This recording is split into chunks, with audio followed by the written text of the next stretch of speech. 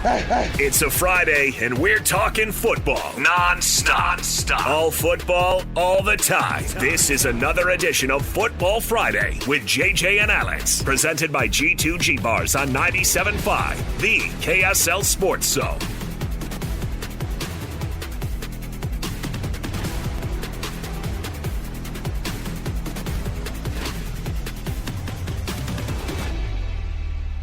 All right, welcome back. It's a Football Friday. We're kicking off a second round right here on JJ and Alex, 97.5, the KSL Sports Zone. Fun first hour there. We're at Farmington High School for Game Night Live tonight, as Farmington, the Phoenix, will host the American Fork Cavemen in a 5 versus 12 6A state playoff matchup. We call it the second round, but during the break, Riley made a good point. It's essentially the first round. Yeah. I told now we have a 16-team bracket. It's go time. And so this is a big-time game tonight. We're excited for it. We're here because we think this is going to be a good one. There's action all across the state, so go to KSLSports.com. We've got several games that are going to be live. The KSL Sports Rewind guys have games. We've got games. If you're listening right now, what else are you doing tonight? Go watch some high school football playoff action on KSLSports.com. It's going to be a great night. We're focused here on college football on a Football Friday. And it's brought to you by our good friends at the Doug Smith dealerships. For an incredible selection on Kia, Subaru, Chevy, Jeep, Dodge, or Ram, visit Doug Smith dealerships in Linden and Spanish Fork. Great service starts with know-how, and nobody knows how like Doug. More Football Friday here. A rivalry game conversation coming up right now after the cut. It's time for the biggest story of the day. This is What Made the Cut with JJ and Alex on 97.5, the KSL Sports Zone. So next week we're going to get into the X's and O's. We're going to break down the matchups. I assume we're going to know who's going to be starting at quarterback for Utah next week. But nope. I mean, you know what happens when you assume things. It won't be announced. You know what happens when you assume things, and I can't say it on the radio. So who knows, right? I don't love anything more in life, not even my own kids or wife, more than Kyle Whittingham loves not announcing a quarterback. You could not love a human child more than you love the mind games of Kyle Whittingham. He's so tough, man. He likes this competition. It brings the best out of him. You know, Tomlin always said, 2 dogs, 1 bone. Is how he always referenced it. He has all these weird little sayings and stuff like that. But, you know, everybody loves it. Competition is supposed to bring the best out of everybody. And hopefully when you win that competition, you're at an all-time high of confidence, which will hopefully shower among your teammates. And so, you know, mid-season, what we need to pick me up. You need to make it happen. You know, Coach Whittingham knows tough football, so if he has to get back to his 80s and 90s of how to play, then I think that's where he's most comfortable. Kyle Whittingham knows how important this game is. Kalani Sitake knows how important this game is. It's all anybody talks about in the offseason. You guys know how important this game is. Do the players know? Do you feel confident that the Utah players know what's at stake in this game? And Riley, do you feel like the BYU players in this game, some of them have only been here for a year or two, and haven't played in 3 months. So we haven't had this game for a while. You remember that? Oh yeah. You know who that is? I'm showing him a picture of Alex Rodriguez, Jason Varitek. Yes. And I was watching that documentary that's new on Netflix about the Red Sox coming back, and I looked up this picture because they have a little thing on it. I sent it back to my brother. I was like, sports were better when teams were allowed to hate each other. Yep. So when you say, do the players get it? This is old man of me, like get off my lawn or whatever of old man, but no, not in the way that Sly and I did, not in the way that Morgan Scally clip of him talking. That was Sam that posted that today. Yeah, that's making the rounds. Yeah. Back in 2004. What was the Chad? What year was it? I remember Chad Lewis telling the story of one of the BYU players going up into the stands at Rice Eccles. There was the fight after. No, it was Derek Stevenson. Oh, is that who it was? Oh yeah. Yeah. What was that story? Tell that story. I don't know. I mean, we need to call up Derek Stevenson to have him tell the story. I'm pretty sure his dad got in a fight. Yeah, but his we're not dad got in a fight truth. or something happened in the stands with his father, and he went up there to go kill somebody. But Chad told the story because he was worried about his brother, because his brother, who was playing for Utah at the time, was running. He was like, he always ran hot than me. Like Chad was always like, I never really got in a fight. It was never worth my time. But I got drug into fights because of my brother. Yeah. And like Chad remembers going over the Jokic brothers. Yeah, because his brother like saw red, and so he goes over there like, I gotta make sure my brother doesn't go assault a fan. Get charged with assault because he knocks out in a fan. Anyway, but like that stuff ain't. That's not 2024. Everybody's cool because everybody was on the same 7-on-7 teams together, and everybody and it's also not cool to be angry anymore. Yeah, like Kobe ain't cool anymore because it's just soft. Maybe I'm wrong, and maybe we see a display next Saturday night that is different from what I'm saying. But I just feel, this is the old man, I feel that kids today either were not raised, conditioned, or are not allowed. They either aren't or they're not allowed to have that same intensity that rivalries past had. I can run through key players in this game. So that's maybe a generational or more of a sociological thing.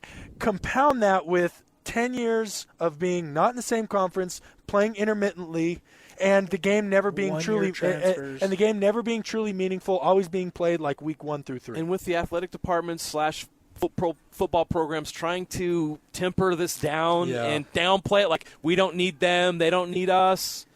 That's happened too, right? Yo, people and you get even shot. have fans. Like I call them hipster fans. They're like, nah, we don't need that game anymore. I'm more worried about when Utah's in the Pac-12. I'm more worried about Arizona or BYU would be like, I would rather go beat Tennessee than play Utah. You know what I mean? Like, now they're back in the same conference. That's loser talk. I think that, and it's unfortunate because I've talked about this on this show. I don't think we fully understood the gravity of BYU and Utah joining this conference together after 14 years of being apart. Right. A, because it's Power 4 football, the highest level, and being together at the highest level is a big deal.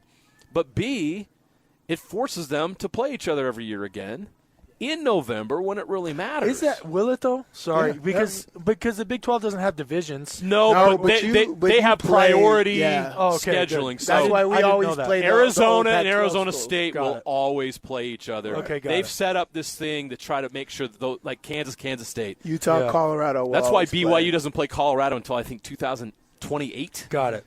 Because they're prioritizing certain matchups so that they have those games so they don't lose that tradition. And so this game's going to be played every year in the Big 12. Trust me. Your Mark understands and gets it. You've talked to him about it. Yeah. We've talked to him about it. He gets it. So this game's going to be played every single year. With that said, I can name off key players in this game that have never played against each other. They haven't played in a BYU Utah game, and it's never been an important thing in their mind. Right. Mekhi Bernard's the only one I can think of right now that's going to be a major factor in this game that I remember playing in that 2021 game. I could be wrong. Like, that played a major role. He rushed for 100 yards in that game. It was one of his big games early on in his career. But it's been a while. It's been 3 years. So do these players really understand it like you guys did? Do they really understand the history and everything that goes into it? Do they understand why the fans are so passionate about it? I think that matters. Yeah. I think that matters. So, it's an interesting conversation to have is what does the rivalry game go from here? How does this now intensify it? And I think that right now it feels like it had some water doused on that fire because of Utah's struggles. Yeah. I think the fervor for this rivalry game comes from the fans. For these transfer portal guys who doesn't know Utah, these new people to the program that's never been a part of this game, the people that's only seen, like me, I'm just imagining what it was in 2006 when I came to the program, and I was first, that was the height. Integrated. That period of time was, and I grew up with this. I'm 47 years old, and I've covered it for 20 years. It was never competitive until the 2000s. That era was the most intensely competitive era in the rivalry's history. 05 to 15 was 100%. Yeah, 100%. Yeah. So you guys played in that era. You understand it. Oh yeah. I don't think a lot of kids do today. I was instantly ingrained. As soon as that week started, I heard it coming in. It was the last game of the season, so it was just whatever. But when that week started, oh, man, you felt it in the city. Yeah. There was smoke in the city. You're just like, oh, that game's coming. Every single day around the facility, around campus, you felt the game. I've never felt that before. That was crazy. Every experience, every convenience store, every restaurant, whether it was Chuckarama or Village Inn, you feel that entire week, and that comes from the city. That comes from the fans. And so if you guys want to get these new guys, these transfer portal guys that don't have anything to do with Utah or hasn't had anything to do with Utah, they don't understand this, you guys bring that energy. As players, we feed off of the crowd, right? The crowd gets loud. You know, that's why everybody's raising the crowd on third down, doing this in the fourth quarter. We got the transition from third quarter, fourth quarter with the Ty Jordan and Aaron Lowe memorial thing. That energy comes from the crowd, but this BYU game comes days leading up to that game. And that's how you get integrated and people start to care. And then once you start getting in it, you're talking about the little voodoo, whatever's going on at the stadium. Dark magic. That happens in the game, and the crowd is getting into it. The players feel that. That's how you get ingrained in this. One, Isaac has history in this, right? Brother to BYU. They grew up Utah fans. There's a huge dynamic, man. So it's easy to get ingested into this rivalry. Yeah. I will say, Sly brings up a good point. I might be a little too judgmental or critical of players in this generation or in this rivalry this year because that intensity is built up through gameplay. The rest of it is just noise. It's just a bunch of dogs on the other side of a fence yapping. Right. The real intensity is built when you open that gate and then those dogs go face to face. Are they really going to go at each other? Or are they going to, is that yap and stop and they each go their separate ways? So with their tail between their legs. These players have not had the opportunity to have that gate open and to be able to get at each other. And we'll see. I hope it's ferocious. And can I say another thing? You talk about the universities and everyone calling for civility and tamping Who's it down. calling for civility? It has there been. was plenty. Was there? There was. Oh yeah. Don't let me meet those people. But here's the thing: it was because there was no outlet for it, right? When the game was being played intermittently, it's like blah. People had to that energy and intensity got channeled into dumb stuff like online spats or like neighbors going at each other or like fights at church or whatever. I want to see that. I should say arguments, not fights. By the way, this game's only been played 10 times in the last 15 years. Yeah, but that's what I'm saying. Now that it will actually be played, the intensity will come from the actual gameplay, where I would say more of it has come from all the crap around the game that nobody really likes. But when that's all you got, it's like livestock, right? Obviously, they want to eat grass and they want to eat hay, but when there's not grass or hay, they'll eat straw. And they know that, you're not getting any nutrition from straw, but at least it somewhat fills your stomach. That's your Utah State coming at you. Yeah, that's my broken roots coming. But now we don't have to live off straw anymore. We can actually eat grass and hay, and the rivalry would be so much healthier for it. Yeah, in fact, I'm just getting pumped. I'm just thinking of those days where I was talking about 2006. I'm just remembering the whole season of 2008 because we were both good. Both schools were good. And that culmination coming into that game. You guys were doing what you were doing. Wait, you said 8? Yo, 8. Oh, all of them. All the games. But 8 for me. Well, Max threw 5 picks. But I'm just talking about the 2008. intensity. I'm talking about the intensity leading up into that game. I can tell you, as someone who covered that season, that was the quest for perfection at BYU. They was that did start year? Perfect. This it was, 2008. Yes. Yeah, they started 6-0. They only lost 2 or 3 games games that year. They were in the top 25, and they lost to TCU. That was a really, really, really good Utah team. You had Austin Collie, Max Hall, Harvey Unga, Dennis Pitta. Right. Those guys were big-time players. That game was unbelievable. Right. That was an awesome – I know it wasn't awesome for BYU fans, the end result, but you could argue that was the most talent ever assembled for a BYU versus Utah game. Well, and what made it how did Utah do in 2007? Who was second? Because that was – You're talking about for the season or the game? Yeah, season. No, the game was 4th and 19. Yeah. See, but there's storylines to every year. 06, Beck to Harleen. 4th and 18. Max Hall hates me. was 09. 2009 George in the overtime. No, Hall to George, no. And then 2010, you got Brandon Burton block field goal.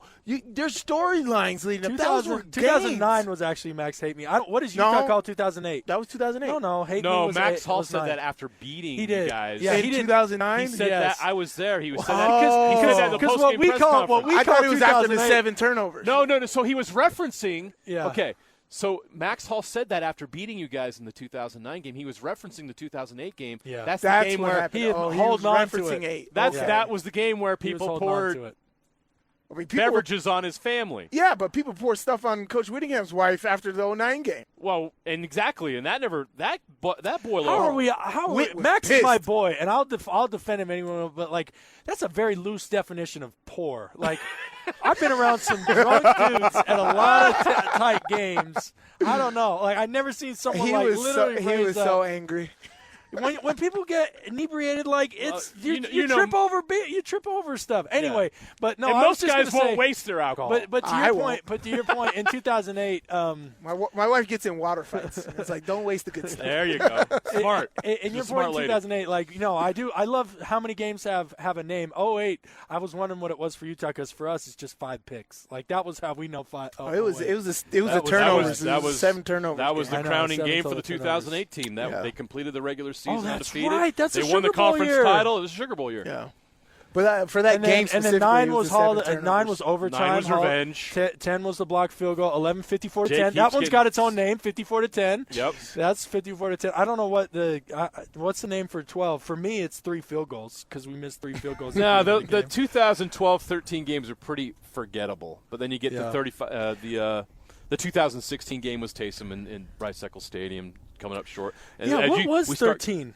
Oh gosh, I'll look it up right now. while you guys 13 are was talking. back in Lavelle Edwards. It was 20-13. Was Taysom out? No, because He was Taysom played the whole year 2013. Mike Alisa scored a touchdown in that game, but it was Carl the Truth Williams had a 2-yard touchdown pass from Why couldn't Travis Taysom? Wilson. We had one touchdown. Taysom Hill did play in that game. No, I know. Taysom He didn't was get hurt that 18 year. of 48. Was that 18 of 48. That's Taysom. Yeah, that was 54 to But 10 Taysom- John White? Or Taysom, was that, no, that was 2011. That was 11? John White ran all over BYU that down day. in That was Lavelle? a 54-10 game. I remember I was because we had a game and I was watching that. I'm like, oh yeah, because I always had to bet Brett Kiesel and Chris Hoke, and I definitely got me and Chris Kimiati always won. I gotta tell a quick story now that I see this stat line. Everyone's like, "How did you play in front of Taysom, man?" Because I'm like, he's one of the biggest freaks I've ever met. Obviously now he's 9-10 year career in the NFL. Derek Carr saying like, I don't know how, but he deserves a place in the Hall of Fame because he got the 10 touch like receiving, rushing. Nobody's return. ever done in the NFL. Yeah, what no one's he ever does. done that stuff. And everyone's like, I was like, well, lucky for me, he completed like 40% of his balls in fall camp, and he came out that 2013 year. I remember that he's rocket lasering ball like slants 3 yards in front. Like you talk about a 56-foot pitch in baseball, he was doing that with like slants and outs. Obviously, he got way better from there. But how many rushing attempts? Why would you throw the ball 58 times? Yeah, let me go how many back. rushing This attempts is the did other he have? game. Let me pull it up for you. Oh, here. sorry, we're No, you getting can down get a into it rabbit hole here. But so 20-13, yeah, the 2013 game. How many rushing attempts did he have? yeah, He ran 20 Still times. 30. Oh my gosh, look at So the he usage ran the rate. ball 20 times and he threw it 20 48. For, yeah, but look, 20 for Taysom Hill 130. either ran or threw on 68 possessions Holy in that game. cow. Oh, and we ask ourselves, why did he struggle with injuries at BYU? That's a lot of hilarious. possessions for one guy. It's a lot of plays. Man, So, hopefully this year yeah. delivers something, dude.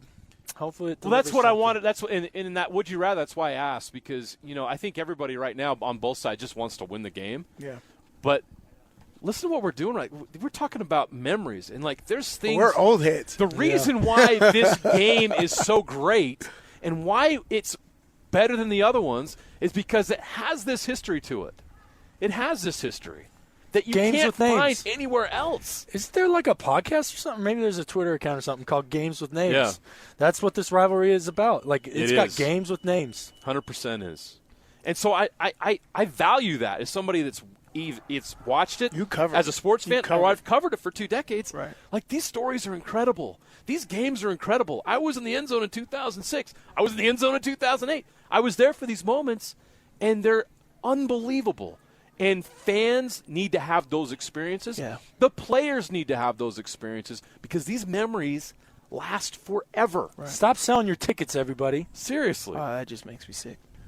I know they're probly going for a lot, so I get the financial. No, they're aspect actually to it. not. They're not. They're just basically someone just did giving an them away? analysis. They said. Yeah, no, they're not. They said they're like barely above face value. Okay, people, come on.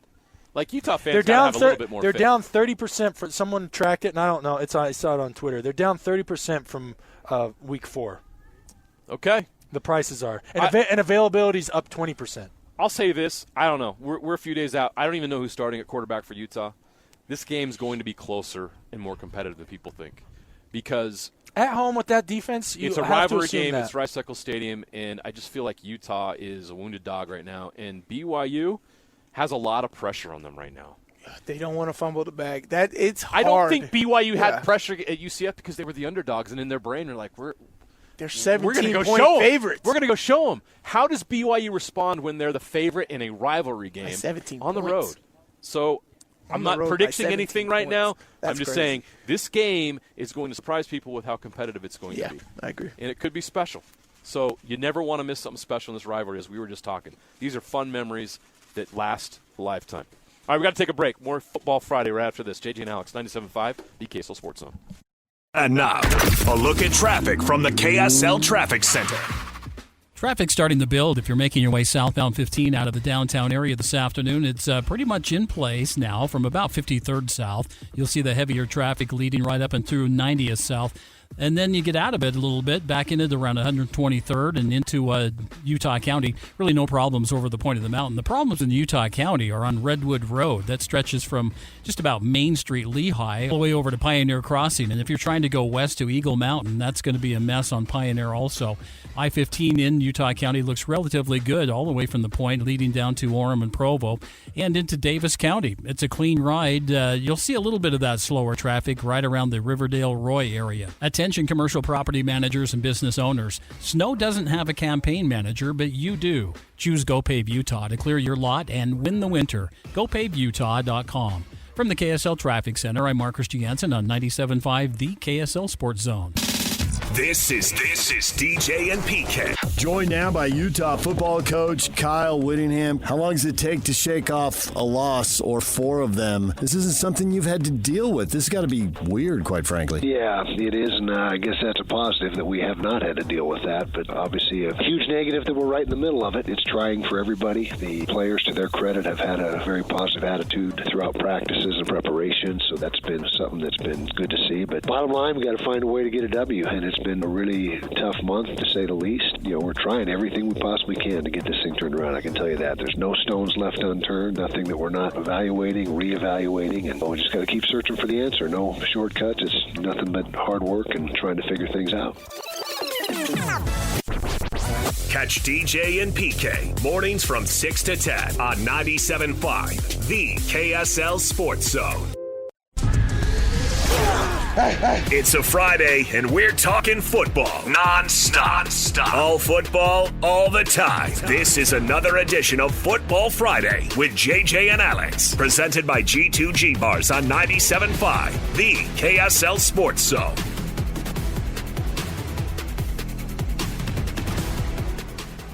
Welcome back to Farmington High School. JJ and Alex, 97.5, the KSL Sports Zone. A Football Friday. Stevenson Sylvester, Riley Nelson joining me here at Farmington High School with lunch from the KSL Sports Zone and Cafe Rio. Win lunch from the KSL Sports Zone and Cafe Rio on Taco Tuesday. Listen every Tuesday for your chance to win a $20 Cafe Rio gift card. Learn more about Taco Tuesday and the great deals available each and every week at CafeRio.com. Each and every week, the stakes get higher for the BYU Cougars. Now 8-0.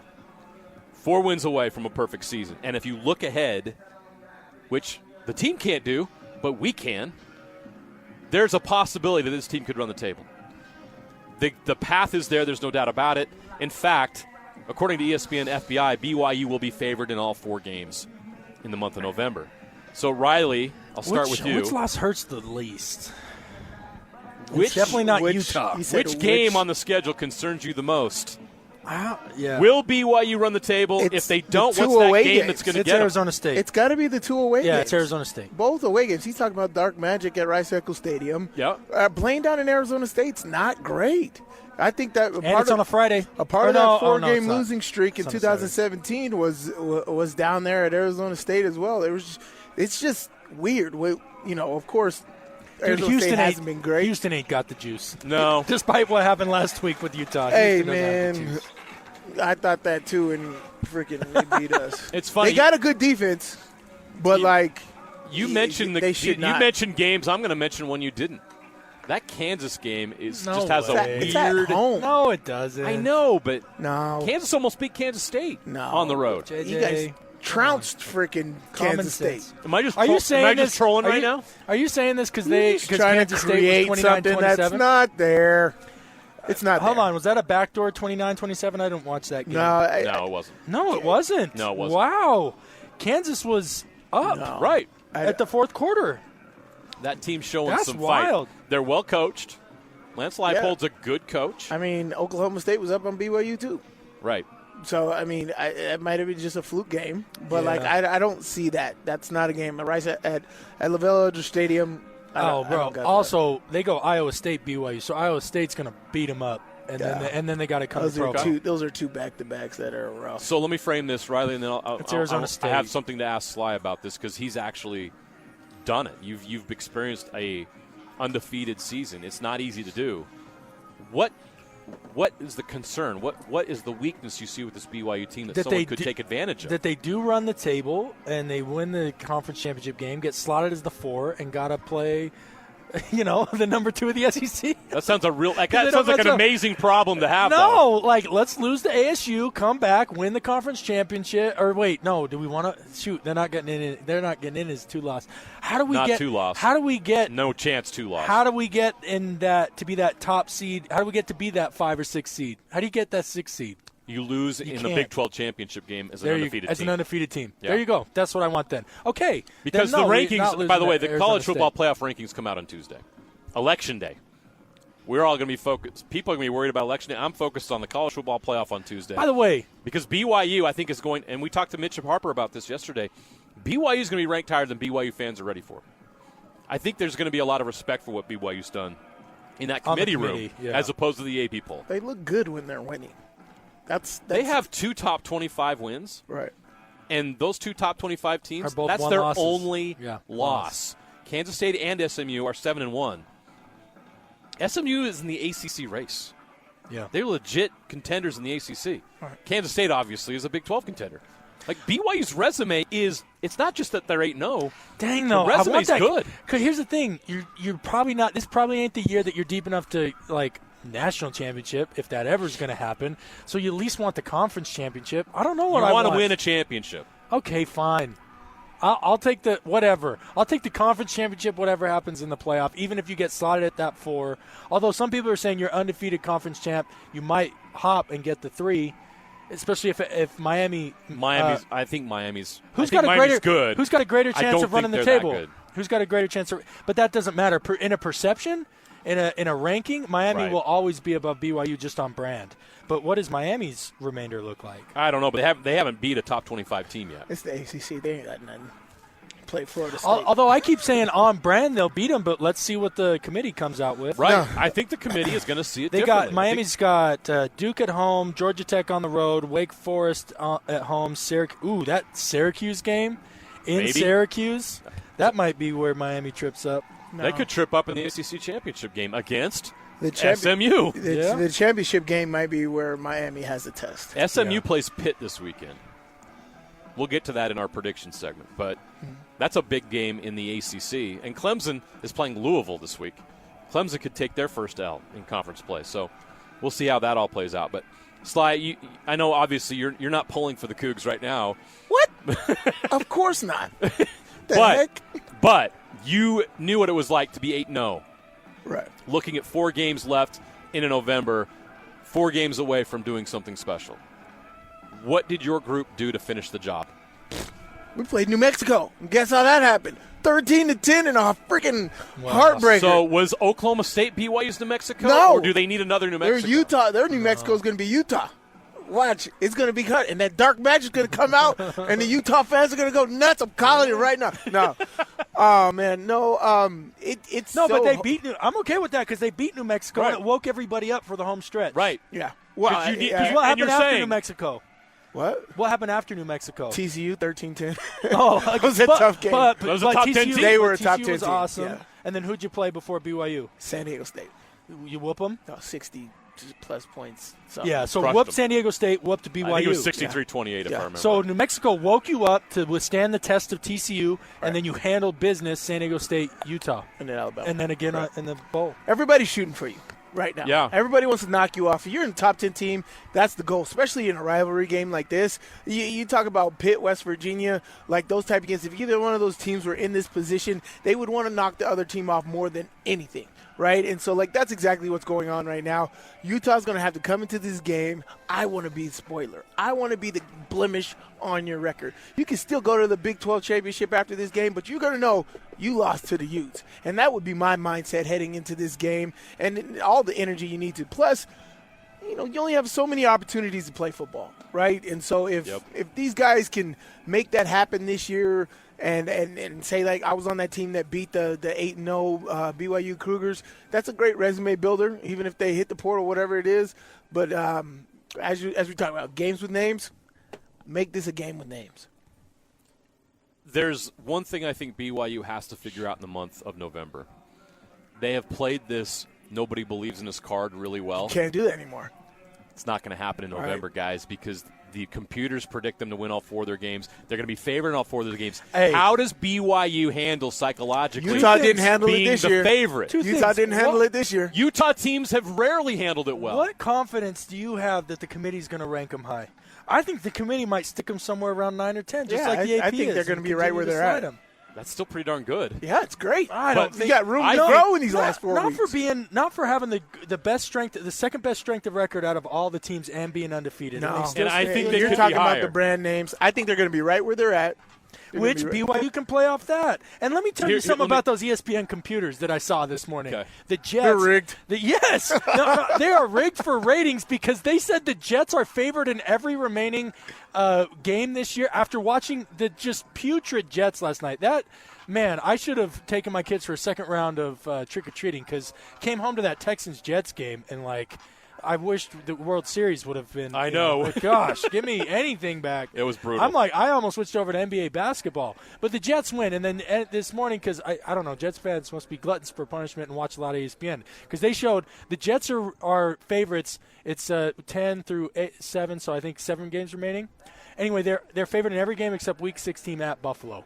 The Jets, who were just 2-6, are favored in every game. And after putting on that performance last night, all of a sudden we're supposed to expect that they're going to win 6 out of the last 7. Rigged, man. Give me You a got to break. play with the money. That's what it's I'm saying. New York. So forget, miss me with ESPN FBI. Okay.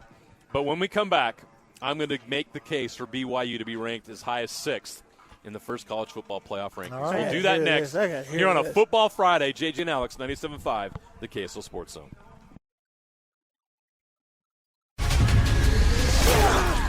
It's a Friday, and we're talking football non-stop.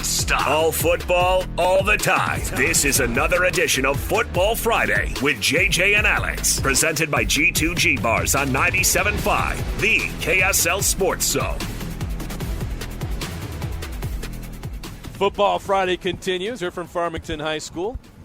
Real quick, I promised before the break that I would make a case for BYU and their college football playoff resume. Before you do, really quick, I got Yes. a question to ask. Uh-huh. Danny Coates, BYU alum, tight Yes. end. Just Yes. walked by, said what up. He's coaching he's head coach of Farmington Phoenix out here. Did y'all see him walk away? Did football do that to him, or is that just y'all see that man walk away? Anyway, Dan's great, man. He's the best. He got that. And Yeah. the job he's done here is phenomenal because, coaching high school football is not He's easy. not that much. He's We only talk like about 2 years college. older than me. I'm like, dang. Right. Hopefully, it doesn't. I need to keep oil on the joints a little bit longer. Yep. Keep that oil going. But I also did play in the pros. And I think high school football is what's aging Dan Coates. Trust me, he'll laugh at that because this program's probably whatever hair he has left has made it drop out of his head. He did great, though. This program went through a long losing streak between last year and this year. We talked about it earlier in the season. They turned things around and won Region 1. Region. So part of why we're here is the turnaround that they pulled off this season. It's because Dan Coates is an awesome football coach. Just 2 years ago, they pushed Corner Canyon to the brink. Yeah. In one of the best semifinal games I've watched That was awesome. in some time, the 6A level that we called. It was just fantastic. So Dan Coates doing a great job tonight. Of course, Aaron Beam at American Fork has just done an unreal job. The only thing he hasn't done is won a state championship at American Fork. They've been knocking on the door here for years. So great game tonight. Look forward to that. 6 p.m. kickoff, American Fork in Farmington. We'll have it for you on the KSL Sports app, KSL Plus app, and KSLSports.com. All right, my case for BYU being higher than you think. Okay, so you think that they're going to get? Where do you think they're going to when it's unveiled? What number do you think they're going to be put on? What do you think, Riley? And as a BYU fan and an alumni, I think they just don't get. We never get the respect. So all right, loser. Let's look what happened this week or who's in front of them. You got the Ohio State Penn State game. Yep. I think they keep 2-loss Ohio State in front of BYU. I think. Yeah.